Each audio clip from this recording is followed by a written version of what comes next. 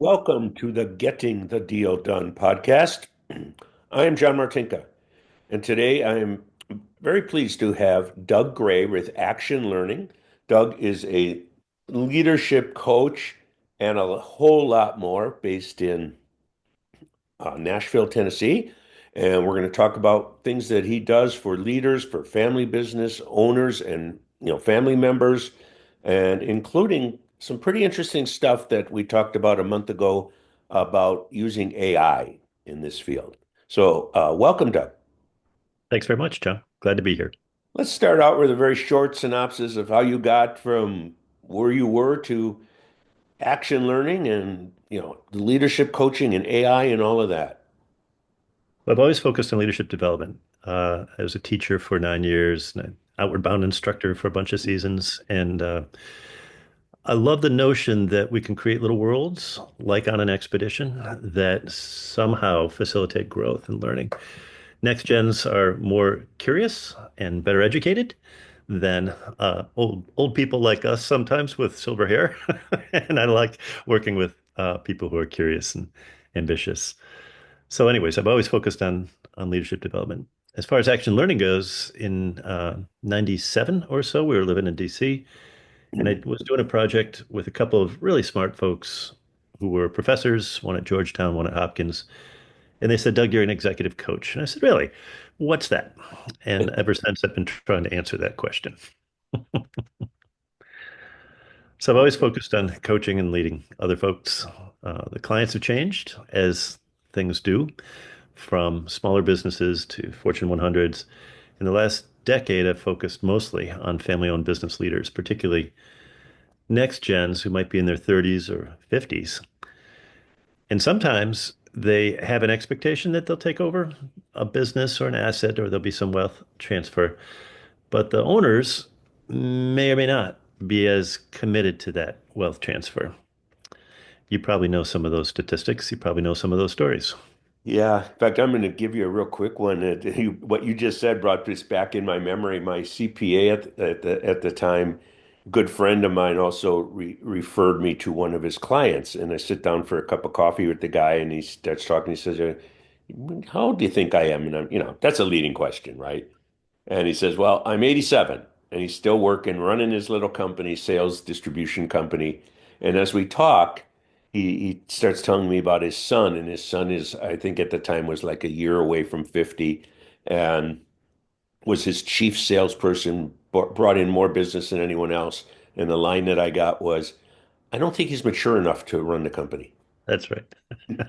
And you had trouble probably keeping a straight face because you knew in your gut he was more than mature enough. So I understand what you're dealing with. That how do I let go? And I was at a trade association professional group meeting yesterday, and the speaker was a second generation, and her dad was there, and it's nice when it works. It was a great handoff. And most are, let's be clear. Most transitions are quiet events with a couple of advisors, maybe an attorney who handles the estate and a financial or wealth advisor who handles the financial matters. Most are not like the HBO series. They're not like, Succession or Yeah, Landman or even King Lear. They're not nasty necessarily. But that doesn't make for good television or sensational press. So of course that's not what we see in the media. yeah, of course. You're right. They're mostly quiet events. It's when So they're not easy that I get called in to help provide some expertise with the process of okay, so succession. I'm looking at your website, and I love this line, the heading right on top. Business is good, but could it be amazing? So let's talk about that. Let's talk about some of the things you would do to help business be amazing for people who think, hey, we're doing pretty good. And but how do you know you could be doing better, right? Yeah, it's that old cartoon image of looking over the fence and not looking far enough down the horizon. I think when we think about being amazing, in psychology, people talk about flourishing behaviors. Psychology used to focus on the negative stuff. How do I manage anxiety? How do I manage depression? How do I manage violence? And we needed that research, especially after the world wars. But now, of course, we look at how do we flourish? And the younger students and people you may know are better at this. They're better educated. They're more intentional about what they learn and uh, what they choose to read and how they choose to process information. Some of them choose optimism. Well, if we choose an amazing outcome, if we choose an optimistic future, that implies that we want to flourish, that we're not satisfied with the status quo. And you know, John, that's an ancient dilemma. The older ones want to protect their assets, and the younger ones want to show their capacity and take on responsibilities. It doesn't matter if they're in their 50s or in their 20s. They still want to show that they can add value to the business or the enterprise. With a couple little nuances, you sound like me when I talk about the owner who is they're making really good money and they're coasting. They don't want to take the risk of more employees, more machines, etc. And the employees, the younger ones, want career advancement. Yep. And Well, to be clear, they'll get faster career advancement in a family-owned business because it's closely held. They'll probably stay there longer. They'll have better health. They'll have better benefits than a publicly traded company. That's a common fact. And one of the things that we don't always think about is the impact of family-owned businesses, which are 65% of job growth, 60 to 70% of our economy, our GDP, hmm and 30% of the Fortune 500. So we tend to think of them as the mom and pops. Who's my mechanic or dentist or yeah, veterinarian? But that's not accurate in every culture. yeah. There are a lot of well, I think the SBA still considers small business up to 500 employees, and the you get up that high, you're really not a small business. But okay. So the other thing on your website, and I know we're digressing a little from what we talked about before, is uh, AdFit. Hmm. Tell the audience about AdFit, AD-FIT, which you've trademarked. I did, in part because I've met a lot, you probably have too. I've met a lot of people who say, I'm an executive coach, I'm a business coach, I'm a leadership coach. Well, so what? What does it mean?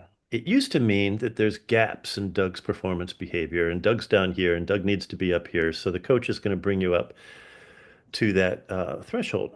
And it's basically based on an incompetence measure, a measure of static stuff that really ought to define your success. Well, that's not what coaching is. That's what management is. And coaching in my world needs to assume that business can be amazing and that people can flourish. Well, how do we flourish individually and collectively? And that's why I developed this. So the A and the D are what you and I might do, or you and a client might do over time. And that stands for how do we assess your strengths? There's lots of validated assessments for that process. And then the D is define a meaningful outcome. If you're working with somebody whose outcome is to leave the company, that says something very different than somebody whose outcome is to stay there and contribute for generational wealth to something bigger than themselves. Very different outcomes. And the implication of the A and the D is the client's agenda is more important than my agenda as the coach or as the consultant. Too often it's top down. One thing we've learned from millennials and Gen Zs is that they have agency. They want to express their outcomes. They want to express their voices. John, our girls are 29 and 30. We taught them to do so. And they're very expressive, thankfully. And that's where innovation comes from. So the A and the D are essential over time. And then there's a little hyphen because every time I have a session with them, I'll ask, what do you want to focus on today? Which is the F. That's the opening concern or question. The I is, have you considered this intervention or interaction? Psychologists talk about interventions, which is a little bit academic and nerdy, but interactions are really what we try. And then the T is, what are you taking away from the session that you want to do next? Well, I've done that for decades.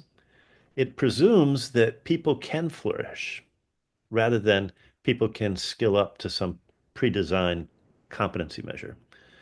And it also presumes that we can use technology to track that growth. As an example, for the last, I don't know, 6 to 8 months, I've used with clients AI summaries. Just as this session is being recorded, I suppose, you could click an AI summary after a Zoom session with certain clients, and it comes back to the host. And the host can then edit it, take those notes, and if they wish, share them with the client. I have clients now in their 30s and 40s who look forward to that as much as the sessions. And the reason is they do their work between the sessions. So now we've got better articulated summaries of what they think is important, the A and the D. They're assessing their strengths and defining their outcomes. It's an example of how much more effective consulting and coaching can be when we use smart AI tools. Yeah, it's really something to see those, and especially for someone like me who has a hard time reading his own writing when taking notes on a call and scribbling. We're related. We must be brothers. Yeah. Yeah, that's fascinating. Yeah, because it does come down to the simple things and the takeaways and things to work on. And I've worked with owners and same thing. What do you want to get done? Okay, break it into small pieces and attack it. And Yeah. yeah, It's a get great question that I don't think we use enough. What are you taking away from this call that you might do next? it. Because what it forces the client to do, in my example, is summarize what they think is important. My last call. If she didn't say some of the things I thought I heard her say, but I think they're important, that's an opportunity for me to remind her. You also said this, and don't you want to add that to your list? Oh yeah, she'll write it down. Yeah. And the work belongs to her, not me. The old notion is that consultants do all the work, coaches do all the work. The reality is that's silly. The reality is clients need to do the work because they're the ones who are learning and they're practicing new behaviors. I like that fact. It's weird to me that attorneys get to practice law. It's weird that doctors get to practice medicine, but you and I, we don't get to practice leadership. Well, why not? Yeah, that's it. Yeah, that's good. And it is true. And when I've used a coach, uh, and they say, "What do you want to get done?" and and let's get then I have things that I need to work on, and it's helped articulate, give me strategies, and go implement them and do the same thing with the clients that we work with. We're not going to bring, we're not the silver platter to do everything. You have to be involved with what's going on. So uh let's pivot here. Popular words in the last 5 years: shift, AI. You're using AI. I would think from other people I've talked to that do anything in coaching, leadership, you know, people I know from across town have talked to across country. AI rarely comes up, if ever. Maybe I think you're the first one who said you use the AI in any kind of coaching. So Well, I've been talk about using, what you do and the benefits that your clients get. sure, I already gave you one example, and that's the AI summaries that might be Yeah. useful to accelerate somebody's agenda. I'll give you two others. So the second example is a closed language learning model, a closed LLM or a small LLM. The analogy would be instead of using a large language model like OpenAI, imagine you go to your local bookstore and you select 100 books that you like, or then you go to your private bookstore and you select 100 books that you like. And imagine that you just upload those 100 books into, say they're in a digital form, into something called John's Library. I have one I call Gray Matters because people tease me and have for a long time about that. Well, it's a customized LLM. It's a small LLM. So you can push a button and not share your content with the external world. You will not share it with OpenAI and it will not take your content, which makes it a private digital wall, right? It's the reason you go to that law firm versus a different law firm. It's the reason you go to a law firm rather than LegalZoom or something that's broad and has access to suspect protocols that may or may not be legal in California or North Carolina or Tennessee. Uh, when I think about a small language model like that, this is a distinct advantage for professional service firms. As an example, a few weeks ago, I gave a talk to the Attorneys for Family Held Enterprises, AFI.com. Bunch of good people who I thought were going to be very resistant because they're attorneys. And attorneys are resistant to change and they're pessimistic by nature, right? They protect our assets, thankfully. Well, when I shared some of the trends and did a demo with them of one of my tools, an AI assisted coaching tool, they were delighted.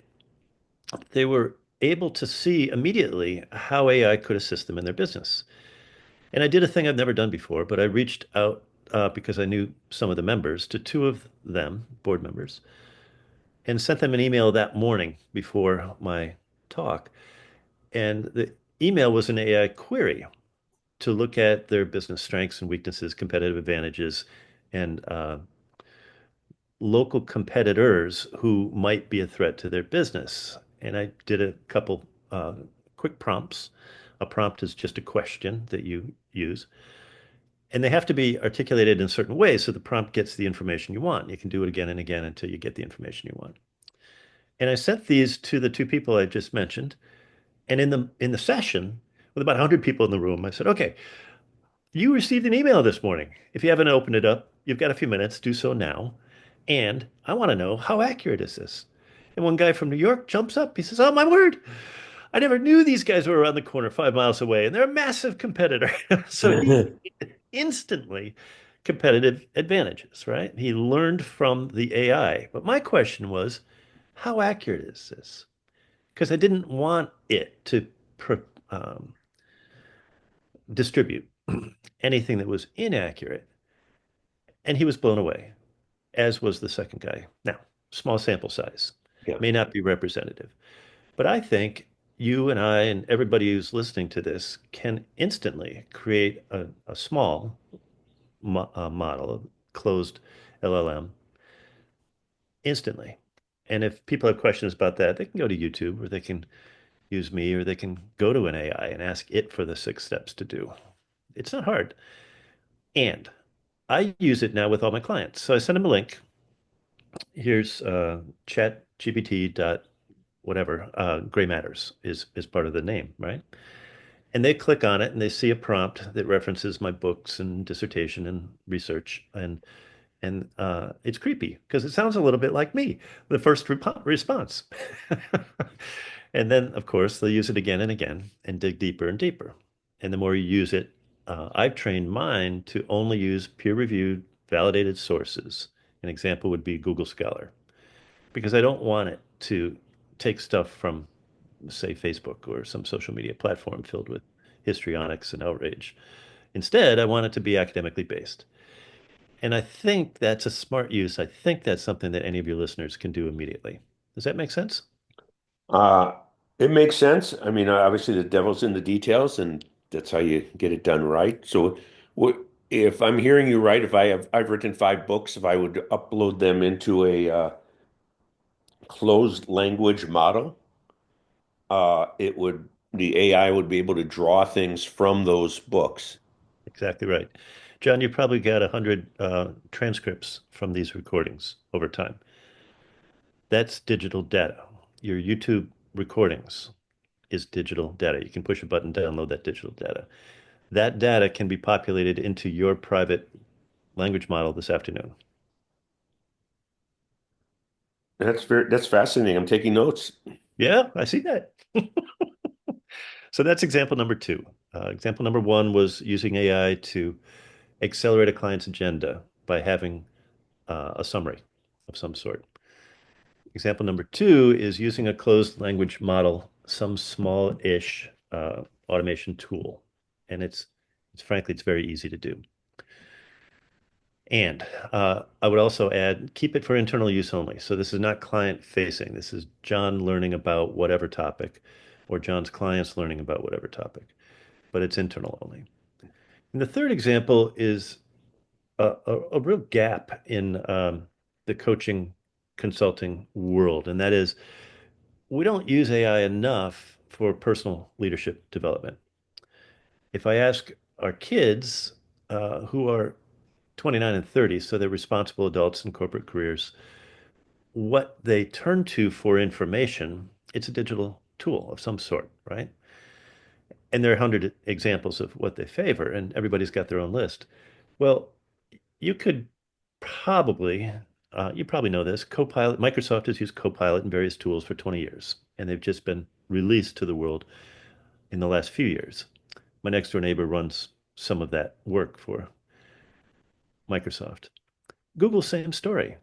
They've been using these tools for decades in Google X and internally, and now they're available. In fact, you know that the number one search engine is Google. Number two is owned by Google, and that's YouTube. How do Mhm. I, whatever. Well, now if you go to Google, the search is displaced by Gemini, which they also own, the AI tool, which will aggregate answers for you before you finish your search item. How do I dot, dot, dot? And it already populates with what it thinks you might fill in. Well, that's an example of AI displacing search engines, which is going to affect everything in marketing. It already has, according to some experts in that world. I'm not an expert in that world. And it's going to accelerate the learning for individual leaders. Let me explain that a little. Do you have a question or a comment on what I just said? No, I'm following it very closely. Okay. Uh, I think that AI assisted leadership development is not only here to stay, but it's here to accelerate our learning. If I can access an AI with an IQ of 200, or if I can access 20 of them with IQs of 200 to 2000, why wouldn't I? Why wouldn't I ask them for feedback? So, as an example, I've got an AI assisted coaching tool that I launched in January with a guy. We've all got a guy, right? And my guy is a retired learning and development guy from Fortune 50 companies. And that information's at JITcoach, justintimecoach.com. So jitcoach.com. You can go there. What is that URL again? I'll put it in the notes. Just JIT stands for just in time coach. So jitcoach.com. okay. It's also at linked at the nextgenpeergroups.com site. So it's an AI assisted coaching tool is listed there in Okay. resources.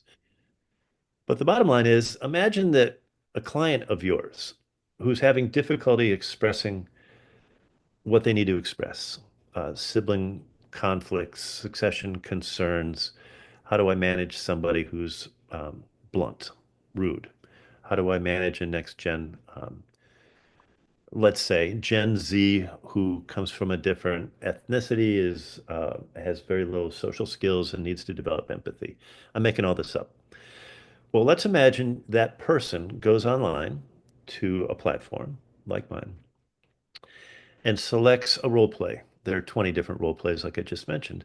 They pick one, sibling rivalry, and then they pick an avatar that could be friendly or blunt or skeptical or whatever.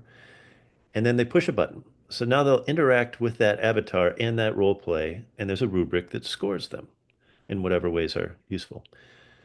And there's lots of ways to customize this. So it could be done for attorneys, back to that example.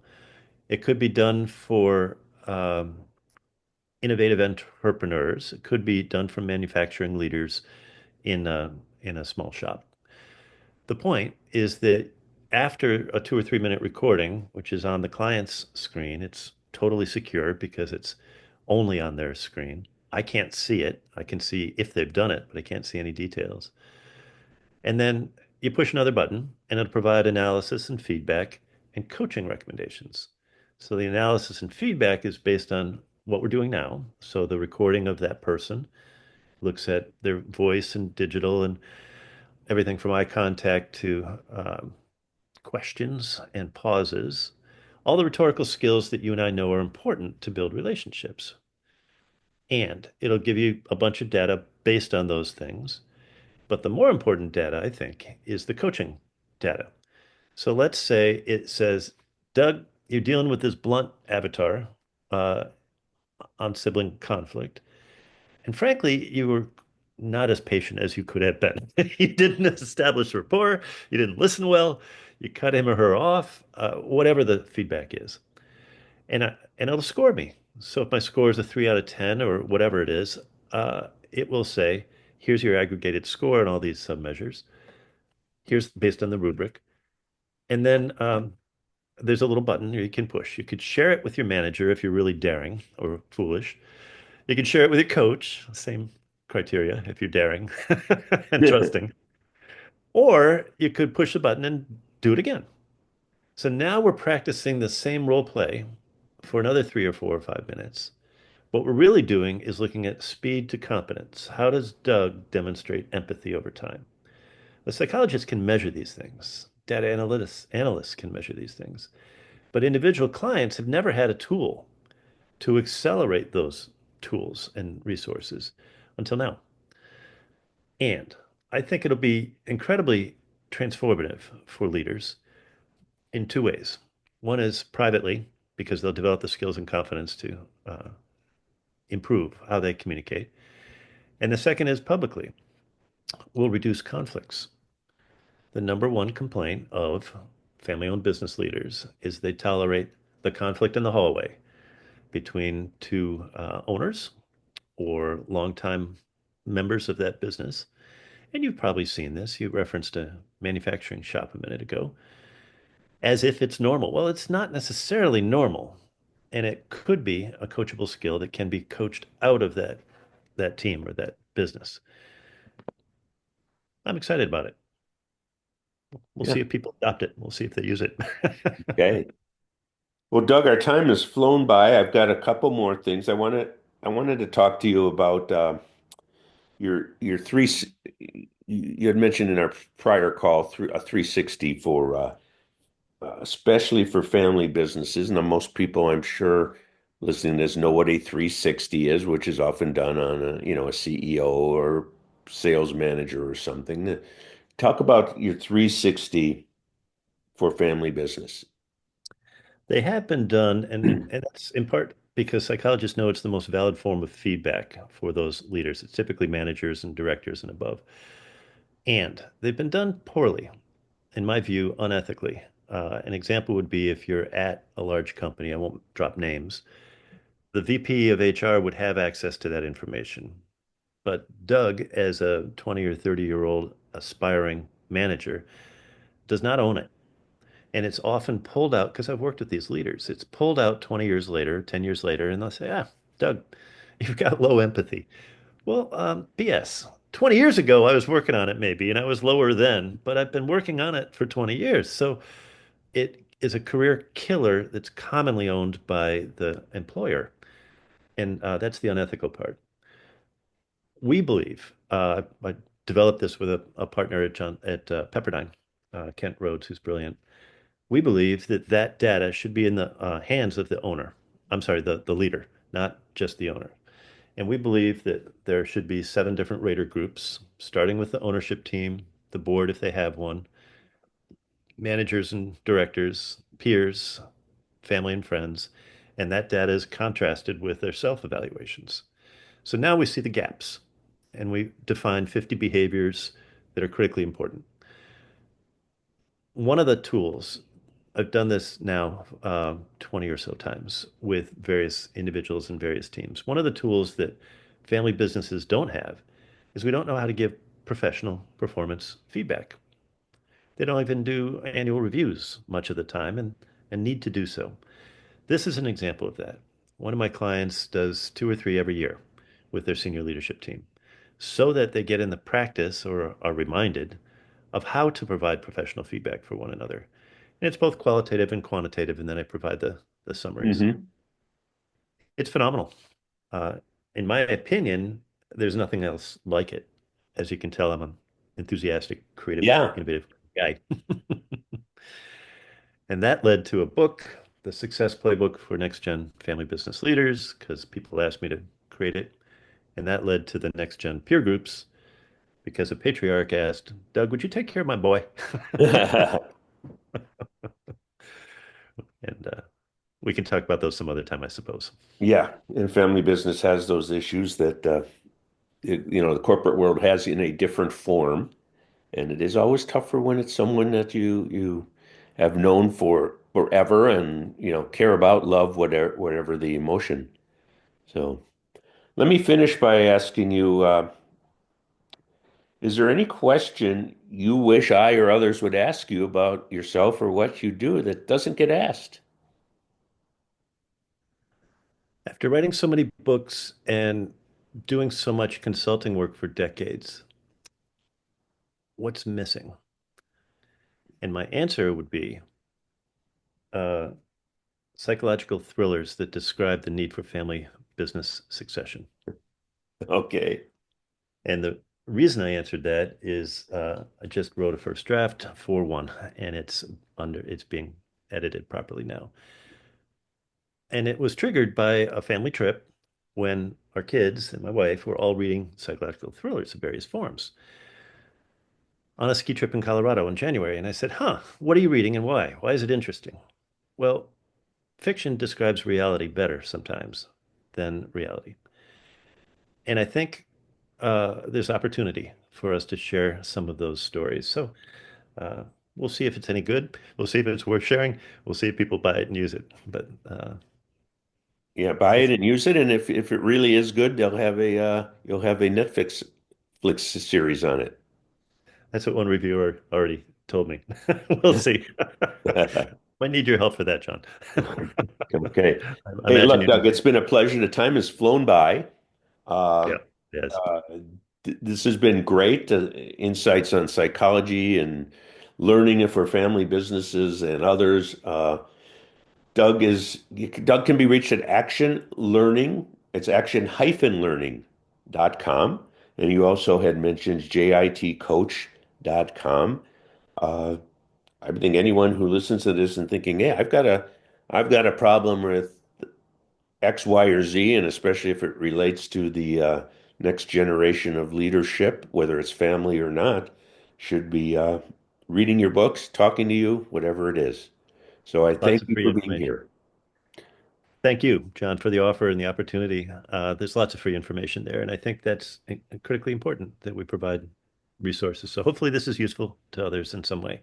Yeah, I'm a Thank big you very believer in that too. You give away lots so that you can show your expertise, and then they're going to want to work with you more. with both of us. Okay, thanks for being here, Doug. My pleasure. Bye for now.